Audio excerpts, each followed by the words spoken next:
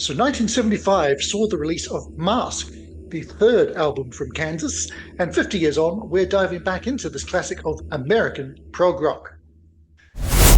Hey, welcome to Acting is Reacting with me, JSB, and my very special guest, Tim Durling from Tim's Vinyl Confessions. Welcome, Tim. Great to have you joining me for this tonight. Good to be back, Joseph. It's always I'm always up for talking about Kansas. Fantastic. We'll mention why in just a moment.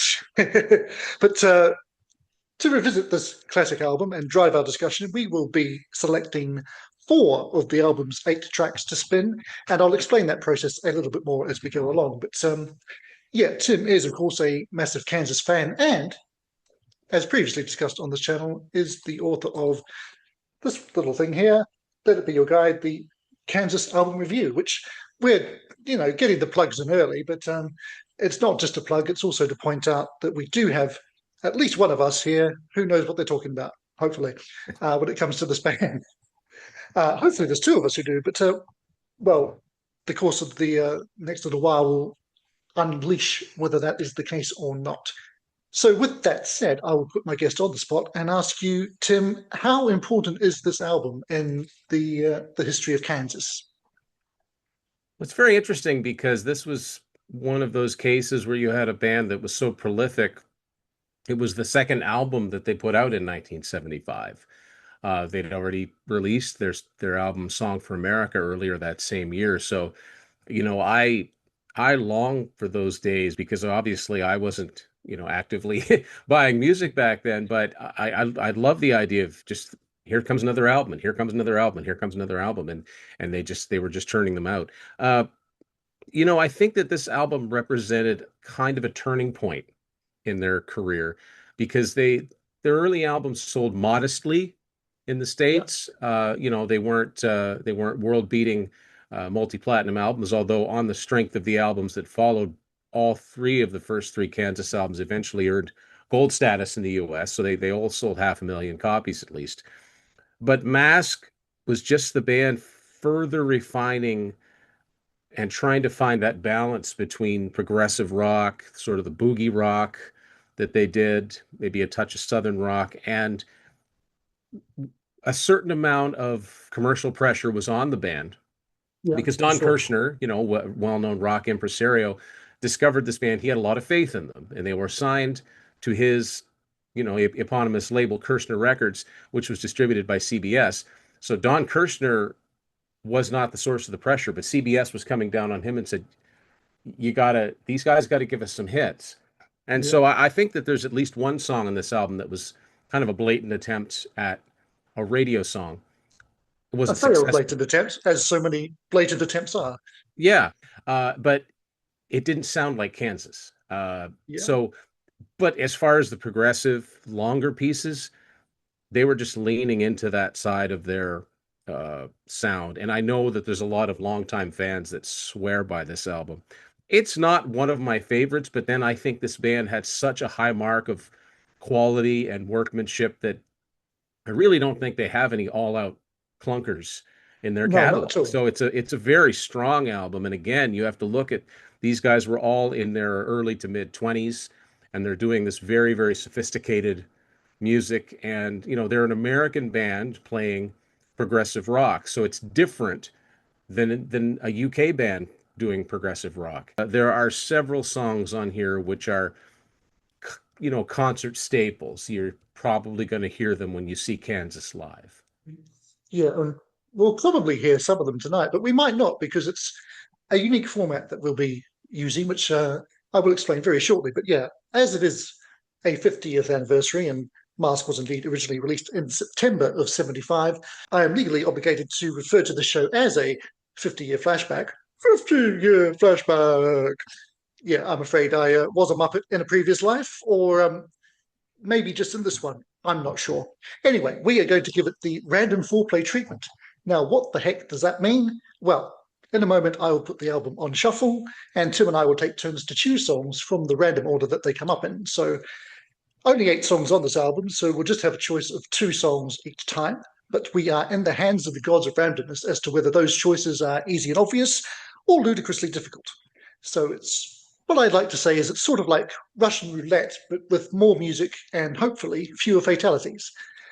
You can play along at home as well, because in the comments below, you can let us know which songs you'd have gone for, given the options that we are going to have, which, as of right now, we have no idea what's going to come up. So, on that note, it's time for Tim to make his first choice. Are you ready? Yes, absolutely. I'm ready. It's also like Wheel And of Fortune, a less threatening than yeah, Russian roulette. well, we hope we don't get bankrupt along the way. Let's hit you up with the first few seconds of option one, and then I'll tell you what option two is, and you can let me know which of them you're going to plump for. So,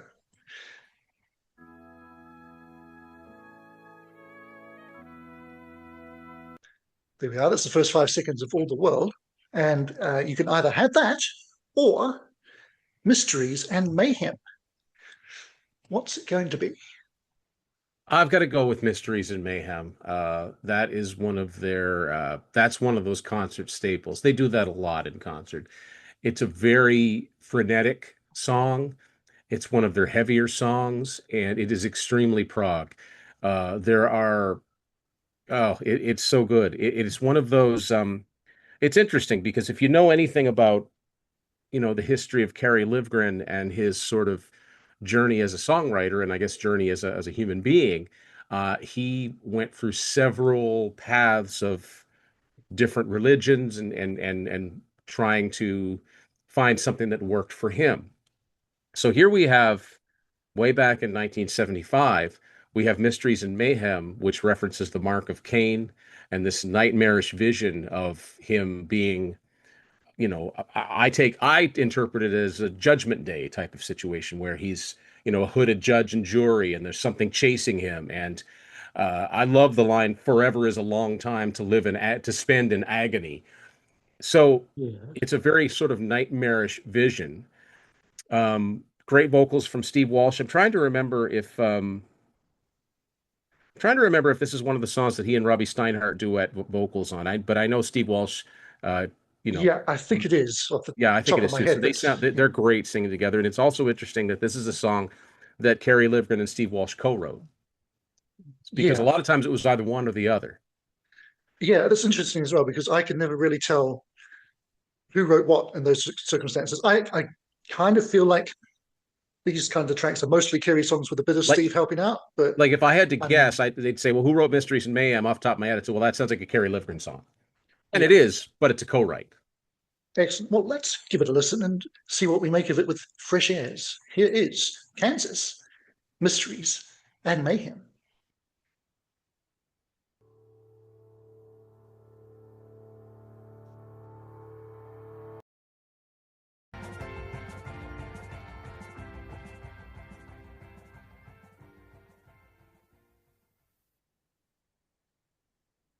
All right. Mysteries of Mayhem, and of course, lyrically and musically, it's leading right into the final track on the album, which is, of course, The Pinnacle, which we may or may not get to in a subsequent choice. Who knows? But yeah, it is definitely one of the heavy songs in the catalogue, and it's one of the songs that I think Kansas can do very well, but their British counterparts would almost never get this heavy, would they? Not quite like that, and not at this point in the 70s. Like if you think of Yes, I mean, there would be parts that would be a little bit more aggressive when I'm thinking on things like Relayer, but it probably wasn't until Drama that Steve Howe Mm. had some truly heavy guitar tones on songs like Machine Messiah. Yeah, absolutely. And we were mentioning that it's not always easy to know exactly who did what when things are split. And looking at the credits, I really have no idea who's playing what on some of these tracks. I mean, I'd never been able to work out Rich Williams or Kerry Livgren's guitar styles as to who's playing which parts, and then all of the keyboard instruments that are split between Kerry and Steve Walsh. I mean, here we've got this is according to Wikipedia, and I assume it's correct. Across the album, Steve is on organ, piano, clarinet, Moog synthesizer, and congas. Well, I could probably tell those if I heard them. Kerry is on lead and rhythm guitars, acoustic guitar, piano, clarinet, Moog, and ARP synthesizers. Do you say ARP or ARP? I don't know. But I think yeah, it's ARP, lots of, and I'm not sure if that stands for anything. I think the best way to find out, what who's playing what is, I know that there's early footage of them doing the Don Kirshner's rock concert. So if you see how they're splitting those duties up live, then that's yeah, probably a pretty good indication of who's doing it in the studio. yeah. There's multiple Kansas box sets, and I think Sail On, was that the 30th, isn't it? Yeah, Yeah, that 30th came out in anniversary one. 2004. That was the yeah, Yeah, and that's and got that's those. got some of those performances on there, and they even did that song. That's on the Live at the Whiskey CD from '92. So that was a long time live favorite. And I mean, I guess a good rule of thumb is if there's only one guitar heard, well, that's obviously Rich Williams. Which, yeah, true. Yeah. And yeah, this speaking of box sets, the first Kansas box set was my entry point into the band, and so this was one of the 4 tracks from Masque that was featured on that. So this is one of the my kind of entry points into the group before I went back and filled in the entire discography of the rest of the albums. And you mentioned earlier that obviously the following album is Leftoverture, which goes supersonic, takes them to a new stratosphere. And then, surprisingly to me, this was the first of those old albums to go gold. It went gold in December of '77. Song for America took until June of 1980. And then the poor old debut was languishing until 1995 when it finally got gold status Yeah. itself. Um, What that says to me is that this album sold the most in its initial run.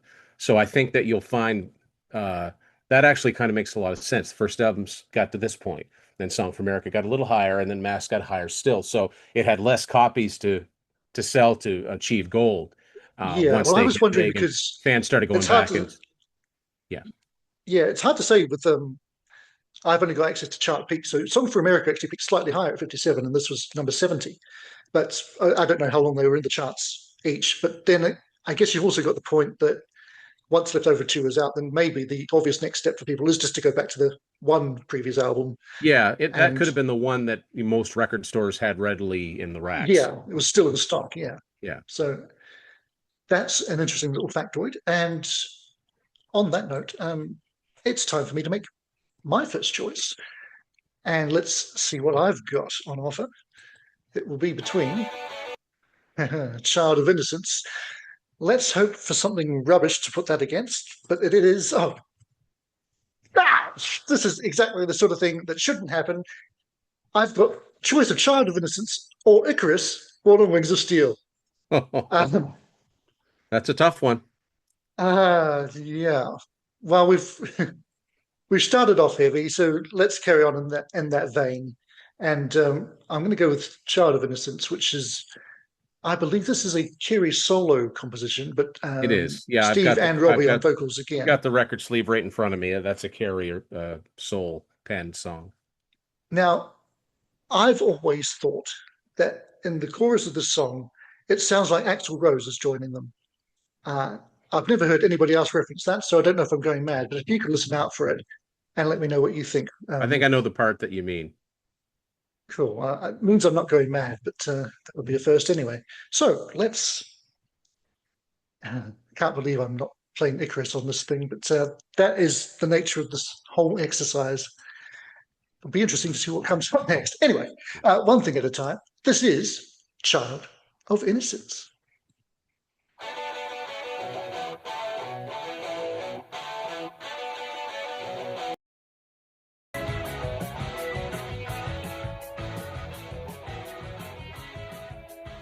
Uh, what a that's such a great heavy rocker from them. I always was amused they borrow a little bit of Saturday Night's All Right for Fighting at the end there. That sort of da Yes. da da da da da.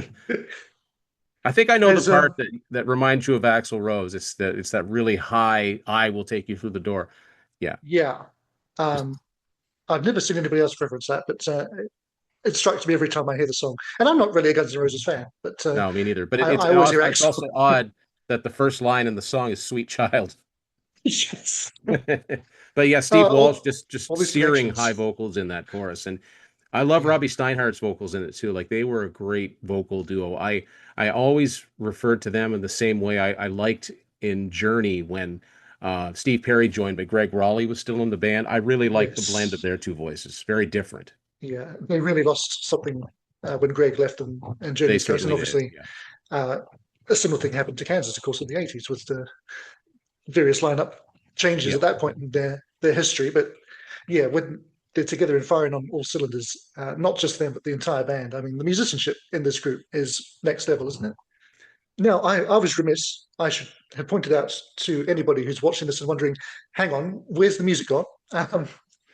There's two versions of this video. One will have the music in it. That's the long version. And the version that you're probably watching is the short version with just the top and tail of it. So there is a link to the other one, whichever way you're hearing it. So if you don't need to hear the songs and just want to hear the discussion, you're in the right place probably. But if not, you need to hear the songs.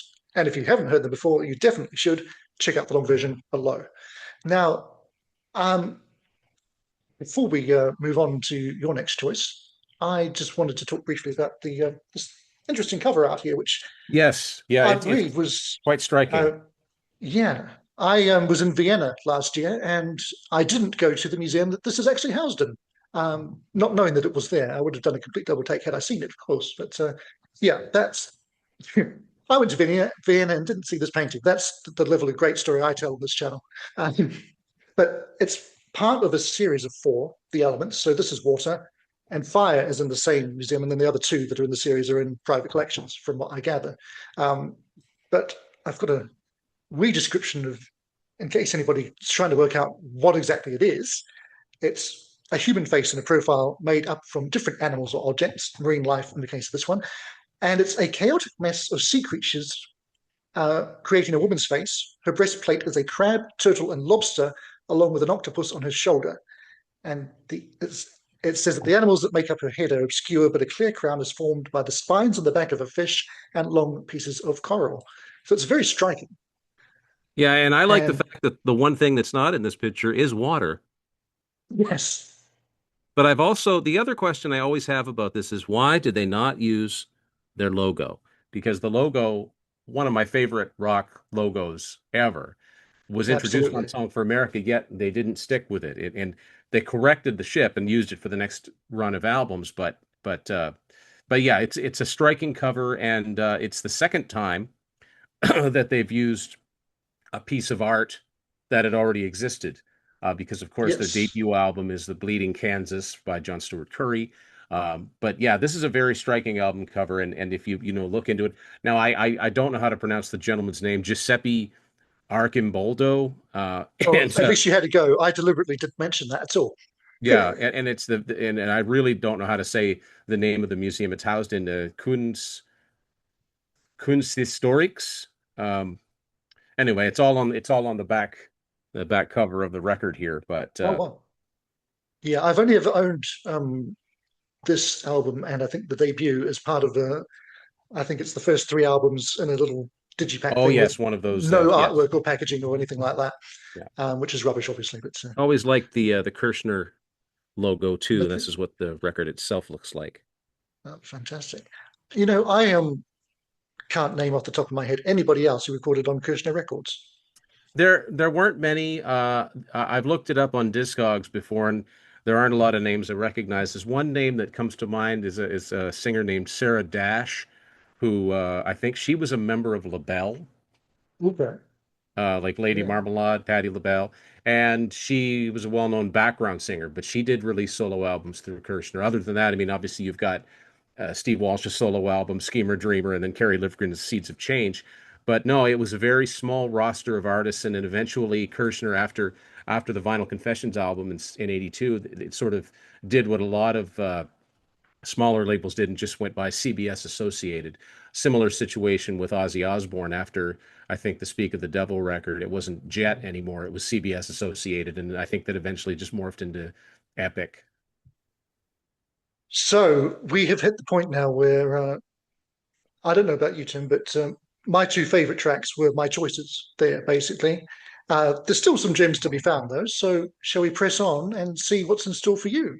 Yeah, I'm really curious as because of process of elimination what we're left with.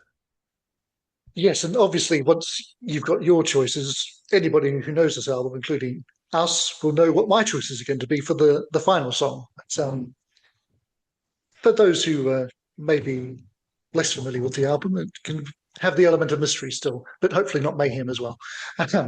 Right. So your options will be 2 cents worth, or it takes a woman's love to make a man. Well, those were I was hoping those wouldn't be together. And the reason for that is those are actually the first two songs on Masque that I ever heard. And the reason for that is that when I was just getting into the band, I think I know I had Audio Visions and I had Power and In the Spirit of Things. I don't think I'd gotten the Best of yet, but I bought this, what I refer to as a truck stop tape, literally at a truck stop. And it was a thing that Sony put out. The cassette was called Carry On, and it had well, yeah. yeah, and it had 8 songs on it from various albums. And the 2 songs it had for Mask were 2 cents worth and It Takes a Woman's Love. Um, but I'm going to go with 2 cents worth as my choice. That is a fine choice. It's oh, is it my third favorite? It's certainly my favorite of the shorter songs on the album.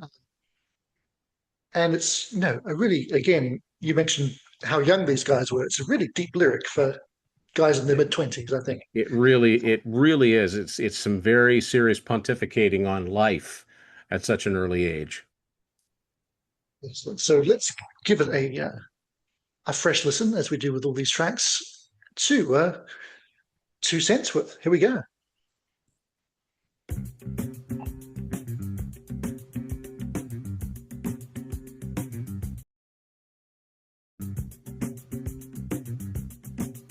I love how it winds down there at the end. Yeah.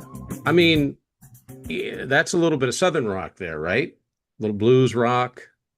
Yeah, it's a different flavor again, and they have so many.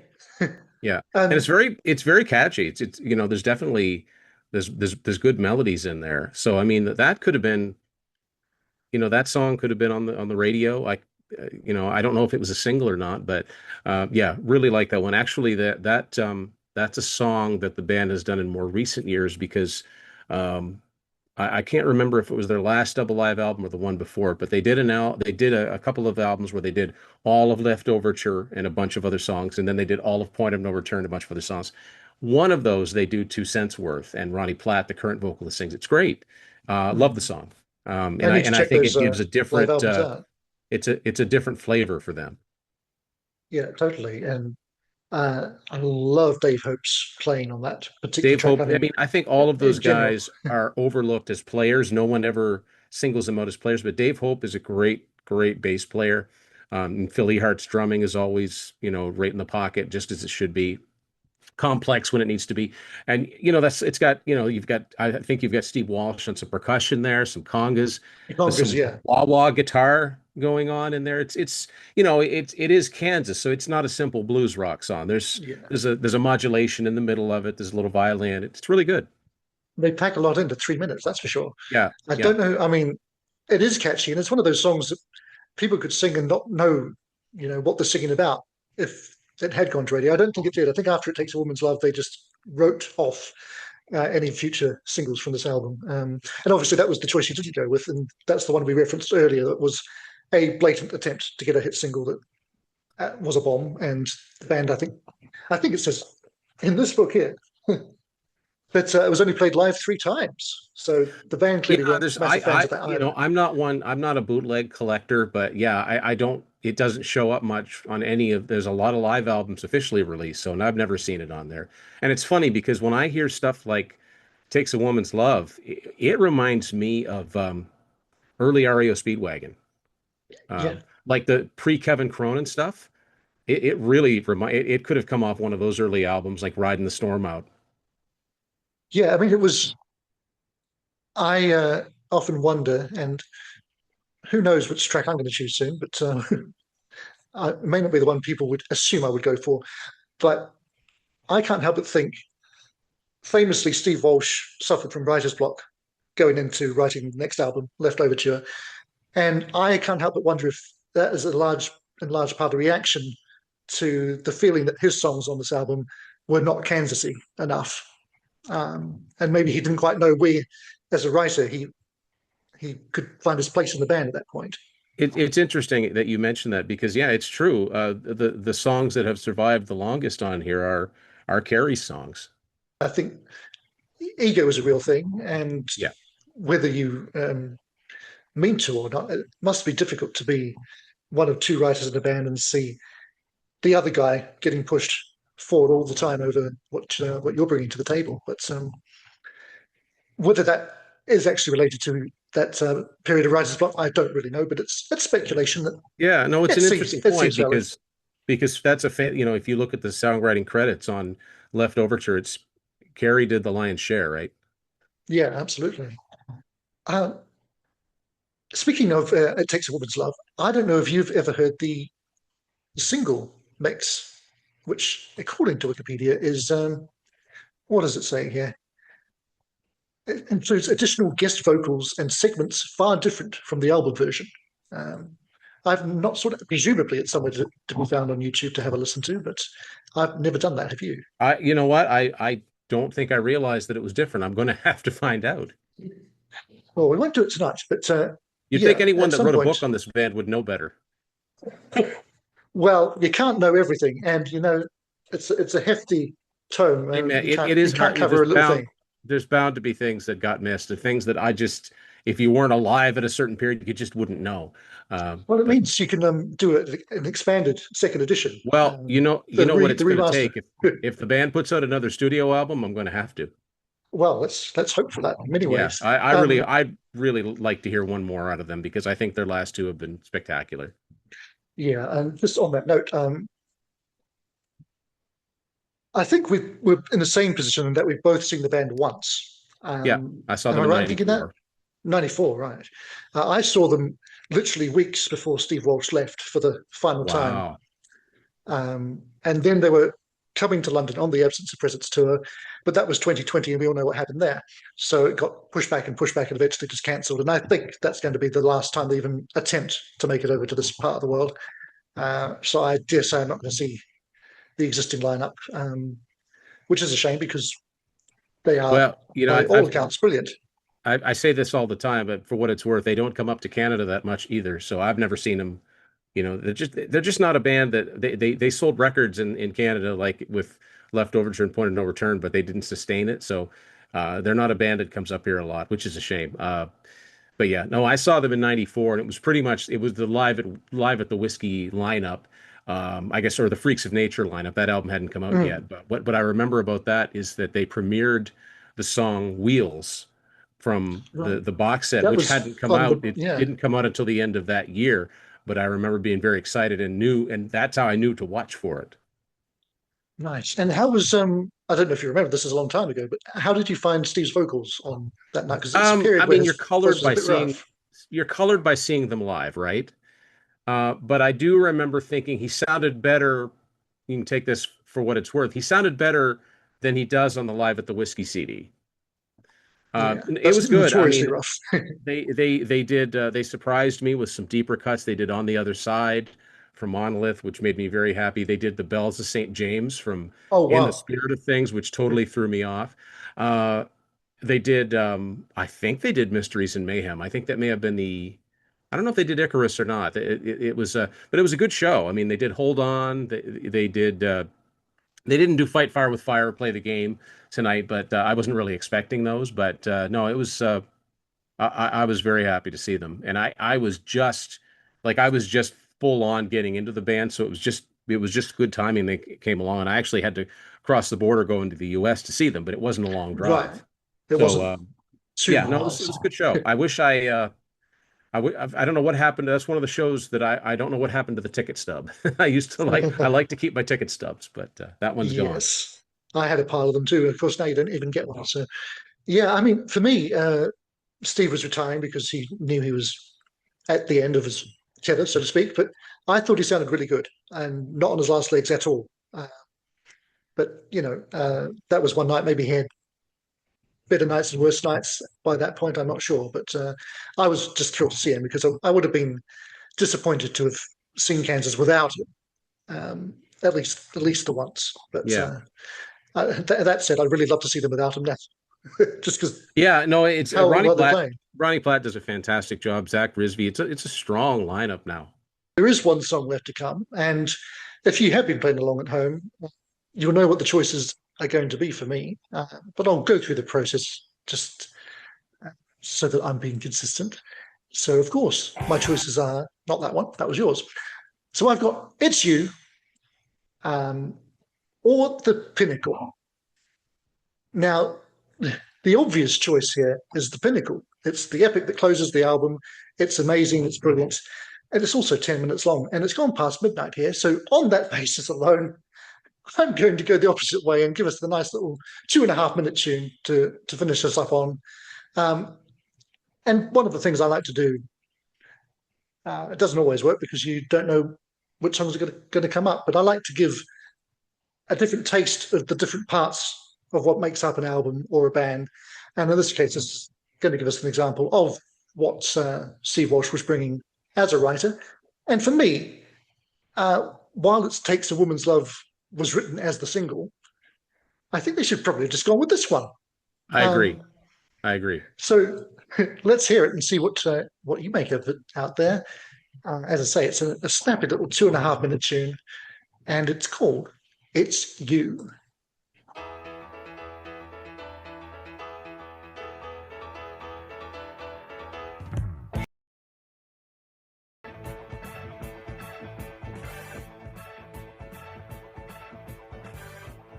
Yeah, I definitely think that had some commercial potential. Yeah, and it has a full Kansas effect. You've got the violin and all the different Yeah, it's elements got all that the make Kansas. them. Yeah, it's got all the Kansas elements. Another thing about this song that someone pointed out to me, I think in the book, is that Steve Walsh likes to write a lot. He would write in triplets a lot. Da-da-da-da-da-da-da-da-da. Because if you a few albums later, if you listen to the song "Away from You" from Monolith, which is another great song that I think should have been pushed as a single, it's the da-da-da-da-da-da-da-da. It's the same type of beat, and Yeah, but yeah, it's very catchy. It's nice. It's 2.5 minutes long. He can do that. Like he can write short little songs like that because I wouldn't put it out as a single because it's kind of heavy, but the song Loner from Audio Visions is like two and a yeah, half minutes long. So yeah, it's I'm just looking at the record here itself. And side two is the song links are 433, 232, 419, and 934. They're all over the place, which is great.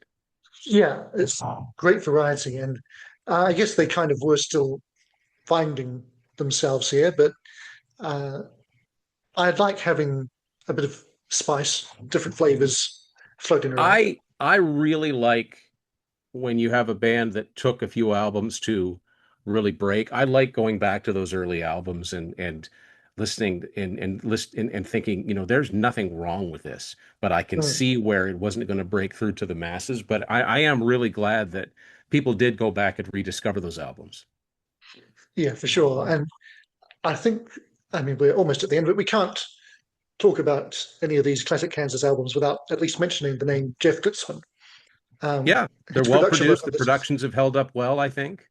yeah, he's kind of their George Martin, I think. Like very much so. Without him, I don't know that all of the elements would have come together quite as they did, especially on the follow up, which we'll get to next year sometime, hopefully. Um, but yeah, I mean, it stands up. But I mean, you were saying at the top of the show that this isn't really one of your favorites, and for me as well. Out of those first five albums, I think this is probably my least favorite of them. But you But know, I mean, they're all the really whole good. run It's is just amazing. Yeah, mathematically something has to come in last.